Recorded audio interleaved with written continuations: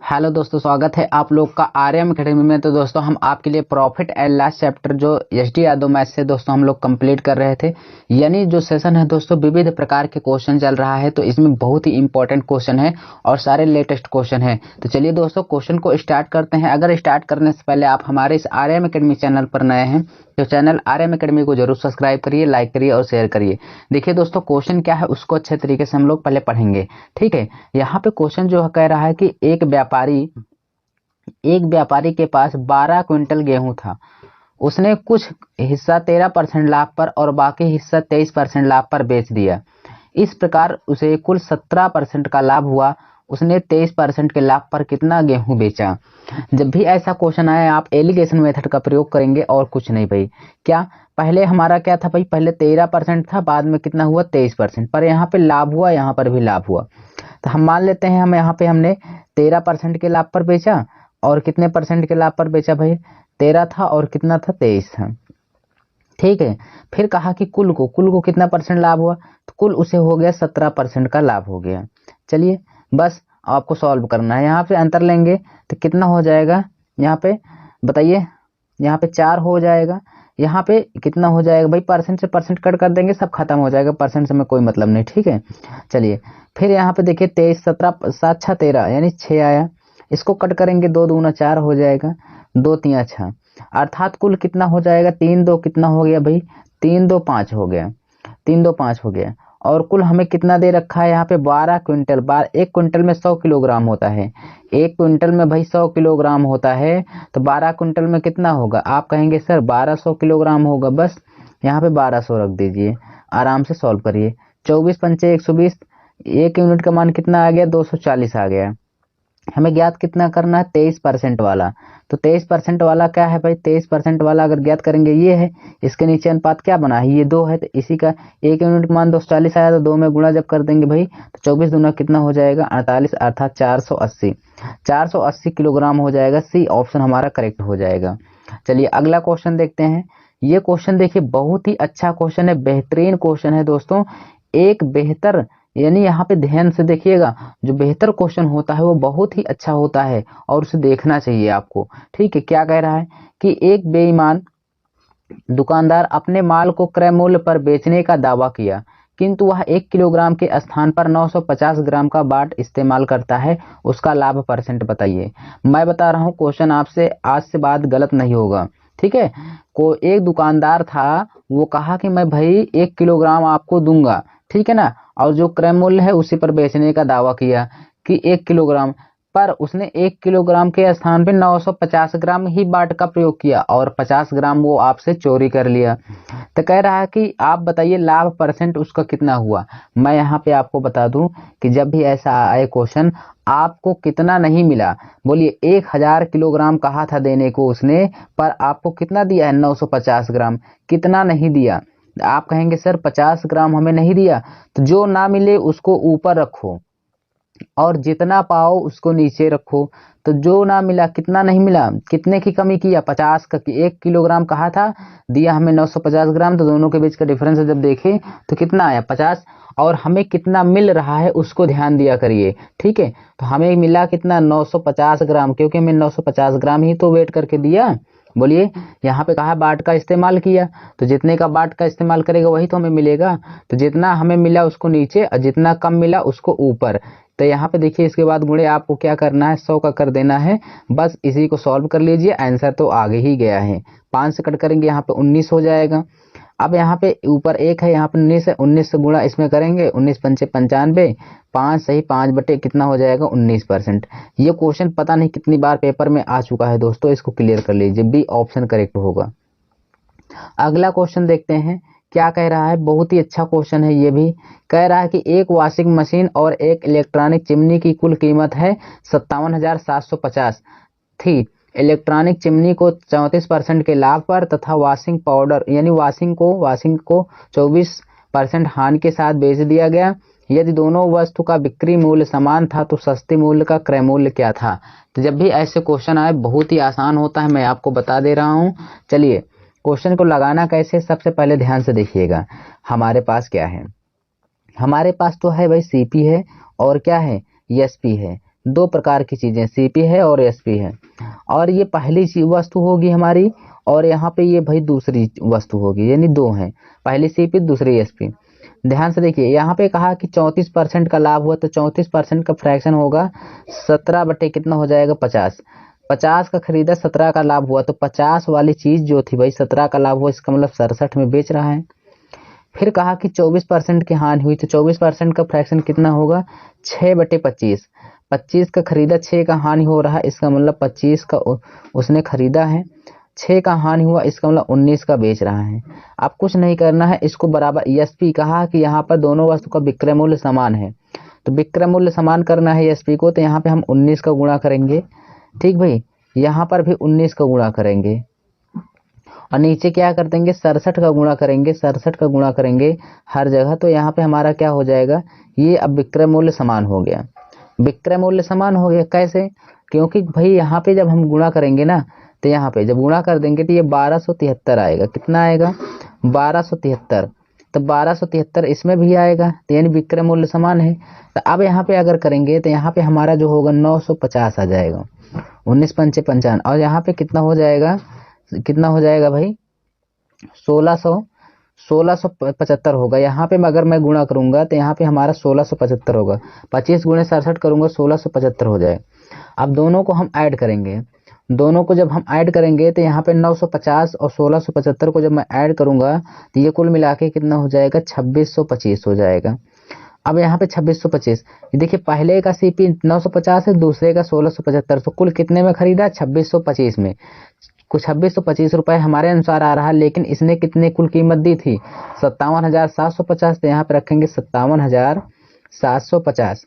ठीक है, तो एक यूनिट का मान निकालेंगे यहाँ पे, तो हम यहाँ से अगर हम ध्यान से इसको देखेंगे, अगर हम कट करेंगे भाई 25 से कट करेंगे तो 25 एकम 25, 25 एकम 25 हो जाएगा, 25 0 0 यानी 25 105 हो जाएगा इधर, इधर 25 से कट करेंगे तो ये हमारा कितनी बार जाएगा जानते हैं भाई, इसको जब मैं कट भी करूंगा ये, तो ये हो जाएगा हमारा 2310 बार जाएगा। ठीक, 2310 बार, क्योंकि 25 दूना 50 हो जाएगा, 25 3 75, फिर 25 से कम 25 हो गया। ठीक, और यहाँ पे कितना था, ये 1 0 लगा है भाई, इतना था। ठीक, इसलिए अब यहाँ पे 105 से जब इसको मैं कट करूंगा, यानी इसको हम कट करेंगे किससे 21 से कट कर लीजिए, 21 पंचे 105, और 21 एकम 21, 21 दहम्मा इतना हो जाएगा। 5 से मैं कट करूंगा तो ये हो जाएगा 22 पंचे 110, अर्थात एक यूनिट का मान 22 आ गया।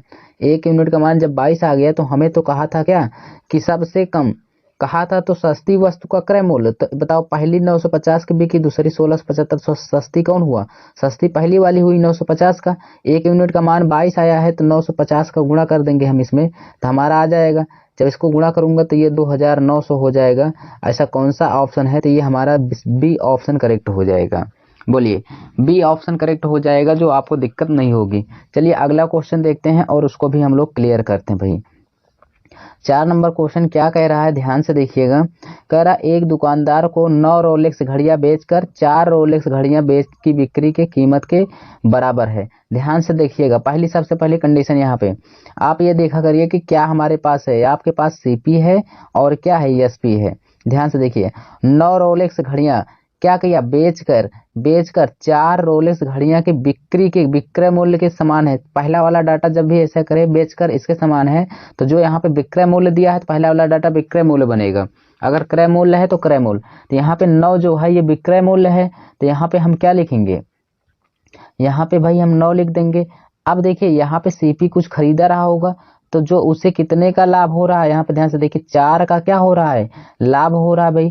तो यहाँ पे 4 रुपए का उसे प्रॉफिट हो रहा है, तो इसका मतलब खरीदा कितने का था, खरीदा था उसने कितने का भाई 5 का खरीदा रहा होगा, क्यों, तभी तो उसको 9 को बेचा तो वो 4 का फायदा पाया। तो यहाँ से ध्यान से देखिए, आप कहा लाभ परसेंट, तो 4 का लाभ हुआ है किस पे 5 पे, तो 4 बटे 5 गुणे 100 करेंगे, बस आराम से कट जाएगा, ये 20 हो जाएगा, 20 को कितना हो जाएगा 80 हो जाएगा। तो आंसर हमारा क्या होगा 80%, यानी यहाँ पे सी ऑप्शन करेक्ट हो जाएगा। ठीक है, चलिए अगला क्वेश्चन देखते हैं और भाई उसको भी हम लोग क्लियर करते हैं। ठीक है, उसको भी हम लोग क्लियर करते हैं और देखते हैं हमारा क्या है क्वेश्चन अगला। ठीक, 5 नंबर क्वेश्चन देखिए, सेम वही बेईमानी पर आधारित प्रश्न है। एक बेईमान विक्रेता अपना सामान लागत मूल्य पर बेचने का दावा किया। सभी कहते हैं मैं ईमानदारी से बेच रहा हूँ, जितने का लाया हूँ उतने का ही दूंगा, परंतु क्या होता है उनके मन में खोट होता है और उन्हें वो लोग 1 किलोग्राम के वजन के स्थान पे हमें देते हैं 875 ग्राम। तो कह रहा लाभ परसेंट उसका कितना होगा बनिए का। ध्यान से देखिए, हमें मिला कितना, हमें मिला 875, जितना मिले उसको नीचे रखिए 875, ठीक है। और कितना कम मिला, हमें 1000 कहा था देंगे, 1000 मैं दूंगा, लेकिन 875 हमें मिला। बोलिए हमें कितना नहीं मिला, 125। तो जितना कम मिले उसको ऊपर रखिए, तो हमें 125 और मिलना चाहिए था पर नहीं मिला, तो यही 150, और जितना मिले उसको नीचे। बस इसी को सॉल्व करिए। जब इसको हम सॉल्व करेंगे तो यहाँ पे हम गुणे कर देंगे 100, गुणे कर देंगे 100। ध्यान से देखिए, 25 पंचे 125 हो जाएगा, 25 तिया 75 हो जाएगा भाई, 25 तिया 75 और 25 पंचे 125। ठीक, 5 एकम 5 हो जाएगा, 5 से 35, 1/7। इसको सॉल्व करेंगे 7 से, तो यहाँ पे 14 सही 2/7% हो जाएगा। समझ में आया? चलिए इतना क्लियर हो गया ना भाई, यहाँ पे आपको जरूर समझ में आया होगा। ध्यान से देखिए, बेईमानी वाले प्रश्न में जितना आपको कम मिले, 125 कम मिला उसको ऊपर रखिए। अब कितना मिला, 875, बस इसी को सॉल्व कर लीजिए, आंसर हो गया। यहाँ पे 14 सही 2/7 आंसर होगा सी ऑप्शन। चलिए अगला देखते हैं क्या कह रहा है, ध्यान से देखिएगा अगला क्वेश्चन। अगला क्वेश्चन है 30 टोपी बेचने पर एक दुकानदार को 3 टोपी के विक्रय मूल्य के बराबर लाभ हो। बस यही पे ठहर जाओ, ठीक है। 30 टोपी के बेचने के विक्रय मूल्य, तो यहाँ पे ध्यान से देखिए हमारे पास दो चीजें होती है, सीपी होती है, एसपी होती है, सीपी और एसपी। तो यहाँ से देखिए जो पहला वाला डाटा होता है उसको देखा करिए इस तरह प्रश्न में, और यहाँ देखिए विक्रय मूल्य कहा है तो विक्रय मूल्य हो जाएगा, तो ये 30 विक्रय मूल्य हो गया। अब उसे 3 टोपी का क्या हो रहा है, लाभ हो रहा है, यहाँ पे कहा लाभ हो रहा है। तो देखिए 3 टोपी का जब उसे लाभ हो रहा है, इसका मतलब वो कितने का खरीदा रहा होगा जो उसे 3 टोपी का लाभ हो रहा है। इसका मतलब उसने 27 का खरीदा, तभी तो 30 का बेचा, तो 3 का लाभ हुआ। अपने से सोच लेना है, तो 3 का लाभ हुआ, उसका अंतर किस पे लेंगे, सीपी पे। तो 3 बटे कितना हो जाएगा, 27। और गुणे क्या कर देंगे भाई, 100 कर देंगे। 3 एकम 3, 3 9 27 हो जाएगा। 9 से कट करेंगे, 11 सही 1/2% हो जाएगा, 11 सही 1/9 हो जाएगा, ठीक है। कितना हो जाएगा यहाँ पे भाई, यहाँ पे 11 सही 1/9% हो जाएगा। ऐसा कौन सा आंसर होगा, तो यहाँ से 12.2 दे रहा है, तो यहाँ पे 142 का यहाँ पे डी ही ऑप्शन करेक्ट होना चाहिए, क्योंकि उसी के यानी एक मिनट, यहाँ पे सॉरी, ये क्वेश्चन 142 चल रहा है पर आंसर यहाँ पे दूसरा बता रहे हैं, ऐसी नहीं बात है। यहाँ पे ध्यान से देखिएगा, 11 सही इतना होगा, यानी 11.11 बी ऑप्शन करेक्ट हो जाएगा, ठीक है। 142 का बी ऑप्शन। चलिए अगला क्वेश्चन भी देख लेते हैं और उसको भी हम लोग अच्छे से क्लियर कर लेते हैं भाई, ठीक है। चलिए क्या कह रहा है, ध्यान से देखिएगा, क्वेश्चन में कुछ भी दम नहीं है। देखिए अगला क्वेश्चन, एक दुकानदार को 17 ओमेगा घड़ियां बेचकर 7 ओमेगा घड़ियों की बिक्री कीमत के लाभ बराबर होता है, उसका लाभ परसेंट कितना होगा। मैंने अभी अभी आपको बताया एक बात कि जो पहला वाला डाटा होता है उसको देखिए किस पर बेच रहा है, बिक्री कीमत, बिक्री कीमत मतलब विक्रय मूल्य के बराबर है, तो बस आपको लिखना है सीपी और क्या लिखना है, एसपी। खरीदा कितने का, खरीदा यानी बेचा कितने का भाई, 17 का बेचा, और खरीदा कितने का, यहाँ पे अभी पता नहीं है, पर उससे कितने का लाभ हो रहा है, 7 ओमेगा घड़ियों के बराबर लाभ होता है, 7 का लाभ हुआ। इसका मतलब खरीदा कितने रहा होगा, 10 का खरीदा था, 17 का बेचा, तभी तो 7 रुपए उसे लाभ हुआ। बस कुछ नहीं करना है आपको, क्या करना है इस पे यहाँ पे 7 बटे क्या होगा, 10 होगा, गुणे 100 करिए, 70% दौड़ के आएगा, यहाँ पे 70% आंसर हो गया। बोले समझ में आया, सी ऑप्शन करेक्ट हो गया। चलिए अगला क्वेश्चन देखते हैं क्या कह रहा है क्वेश्चन भाई। क्वेश्चन कह रहा है 25 कमीज बेचने पर एक विक्रेता को 8 कमीज के क्रय मूल्य के बराबर लाभ होता है। देखिए क्वेश्चन थोड़ा सा अलग आ गया, यहाँ पे कुछ भी अलग नहीं है। पहला वाला डाटा कितना है, 25 है। हमने कहा यहाँ पर बेचने पर किसके बराबर हो रहा है, क्रय मूल्य के। तो ध्यान से देखिए यहाँ पे आपके पास सीपी है और ये क्या है, एसपी है। ध्यान से देखिए, तो अब यहाँ पे ये कहा क्रय मूल्य के बराबर रहता है, ये पहला डाटा आपकी बार क्या बन जाएगा, सीपी। अगर यही पे कहता है ये विक्रय मूल्य के बराबर होता तो 25 क्या बन जाता, विक्रय मूल्य। चलिए कह रहा है कि 8 कमीज का क्या हो रहा है, लाभ हो रहा है, तो 25 का खरीदा, 8 का उसे लाभ हो रहा है, तो कितने का बेचा, 33 का बेचा, तभी तो उसे 8 रुपए का लाभ हो रहा है भाई। 8 का लाभ हो रहा है तो 25 8 कितना होगा, 33 होगा। बस 8 का अंतर किस पे लेंगे, 25 पे, तो 25 बटे कितना हो जाएगा, यानी सॉरी 8 बटे कितना हो जाएगा भाई, 25 होगा। 8 बटे कितना हो जाएगा 25 हो जाएगा। इसी को सॉल्व करेंगे, गुणे 100 करेंगे, 25 100 को 100 हो जाएगा, 4 8 32 हो जाएगा, 32%। यानी हमारा आंसर होना चाहिए भाई, कौन सा आंसर हो जाएगा यहाँ पे, बी ऑप्शन करेक्ट हो जाएगा। ठीक है, चलिए समझ में आया होगा। अगला क्वेश्चन भी देख लेंगे और उसको भी हम लोग अच्छे से क्लियर कर लेंगे। चलिए देखते हैं क्या कह रहा है क्वेश्चन, ध्यान से देखेंगे। क्वेश्चन 145 नंबर है। क्वेश्चन 145 नंबर है, कह रहा है कि 3, यहाँ पे ध्यान से देखिए, 3 परीक्षा पैड और 2 पेंसिल की लागत मूल्य 96 रुपये है। 4 परीक्षा पैड और 3 पेंसिल का लागत मूल्य 134 है। 1 परीक्षा पैड और 1 पेंसिल का लागत मूल्य कुल ज्ञात कीजिए, यानी दोनों का मूल्य। ठीक है, अभी इसमें कुछ भी नहीं क्लियर कर सकते हैं। देखिए तो यहाँ पे देखिए, एक परीक्षा पैड को हम एग्जाम पैड कहेंगे। क्या कहेंगे, एग्जाम पैड। और क्या है ये, पेंसिल है। ठीक है, पेंसिल है तो कोई बात नहीं है, पेंसिल है कोई बात नहीं यहाँ पे। तो एग्जाम पैड हो गया और पेंसिल को हम लोग क्या बोलेंगे भाई, पेंसिल ही बोलते हैं। चलिए कोई दिक्कत है नहीं, यहाँ से हम शॉर्टकट में समझ लेंगे। एग्जाम पैड का मतलब परीक्षा वही दफ्ती जिसे बोलते हैं। ठीक है, तो आइए ध्यान से देखिए, यहाँ पे हम पहले लिख रहे हैं क्वेश्चन को, ध्यान समझिएगा भाई। समीकरण बनाएंगे, 3 एग्जाम पैड बोला था, एग्जाम पैड, यहाँ पे 3 एग्जाम पैड है। ठीक है ना, फिर उसके बाद यहाँ पे ध्यान से देखिए, परीक्षा पैड को एग्जाम पैड यहाँ पे, और उसके बाद आपको क्या, एग्जाम पैड को मैं हटा रहा हूँ, डायरेक्ट यहाँ पे अंक को लिख रहा हूँ। ठीक है, ध्यान से देखिएगा, ये क्या है आपका एग्जाम पैड है, यानी परीक्षा पैड है। उसके बाद कितना दे रखा है, उसके बाद आपको दे रखा है 2 पेंसिल, ये चलिए लिख दे रहा हूँ, एग्जाम पैड है और 2 पेंसिल है। क्या है, 2 पेंसिल है। इनका मूल्य कितना है, आप कहेंगे इनका मूल्य कितना है, 96 रुपये। कितना है भाई, 96 रुपये है। ठीक है, चलिए फिर देखते हैं आगे। उसके बाद कहा 4 परीक्षा पैड, फिर 4 परीक्षा पैड मतलब 4 एग्जाम पैड और कितना है, 3 पेंसिल। 3 पेंसिल का जो लागत मूल्य है आपकी बार 134 दे रखा है। अब ध्यान से देखिएगा, इसको हमें बराबर करना है, बराबर करेंगे भाई तभी तो कुछ काम होगा। चलिए बराबर करने के लिए किसको हम बराबर करें, तो यहाँ पे हम पेंसिल को बराबर कर रहे हैं, तो इसमें हम 3 का गुणा कर दें भाई, किसका, 3 का। यहाँ पर भी अगर हम 3 का गुणा कर देंगे तो ये सारी चीजें बराबर हो जाएंगी। बोलिए, गुणा कर देंगे तो बराबर हो जाएगी। 3 का गुणा किया इधर, इधर कितने का, 3 का।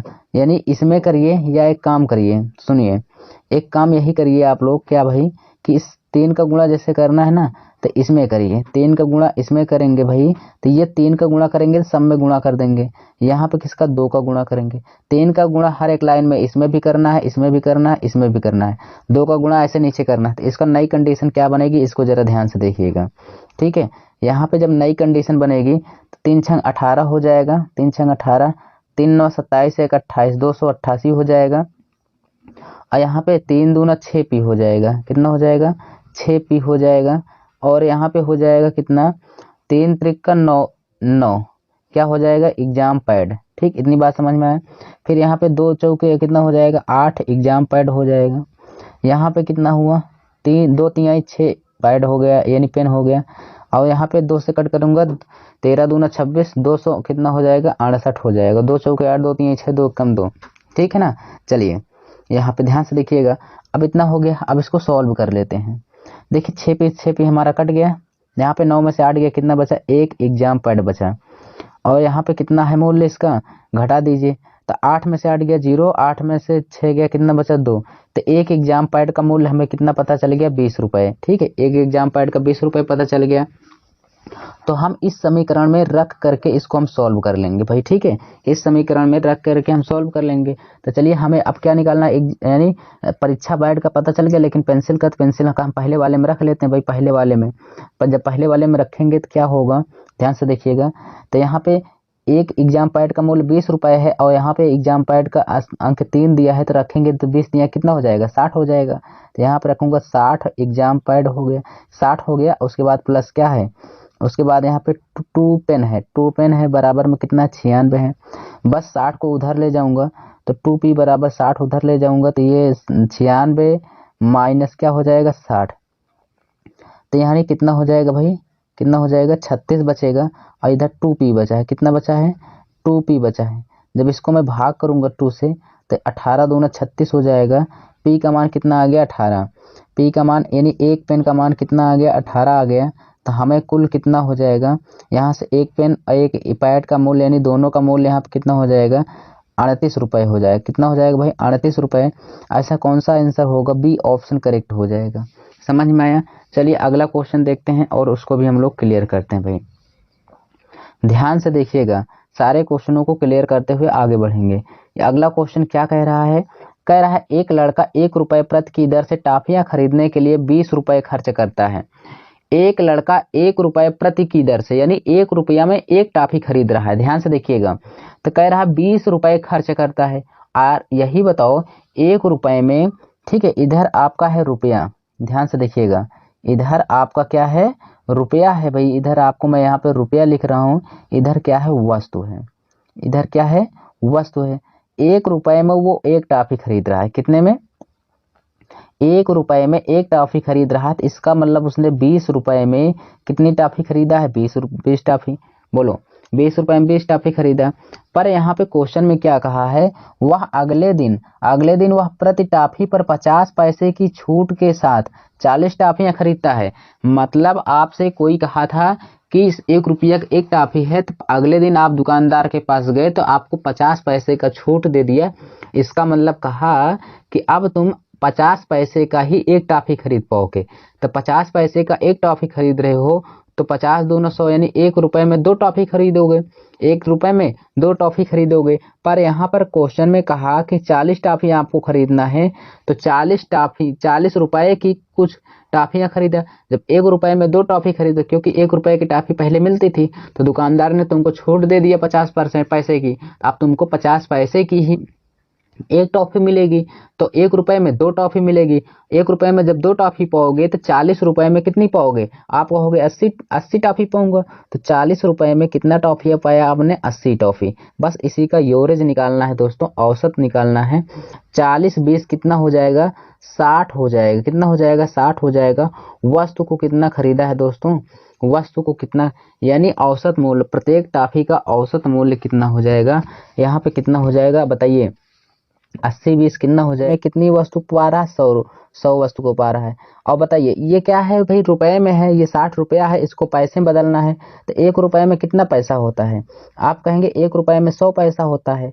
उसके बाद यहाँ पे सॉल्व कर लीजिए, 100 से 100 कट गया, तो हमारा आंसर कितना आ गया यार? 60 पैसे आ गया। कितना पैसे आया? 60 पैसे आ गया दोस्तों। समझ में आया? तो दोस्तों यह वीडियो आपको पसंद आई हो तो RM एकेडमी चैनल को जरूर सब्सक्राइब करिएगा। ठीक है ना दोस्तों? हम मिलेंगे नेक्स्ट वीडियो में, तब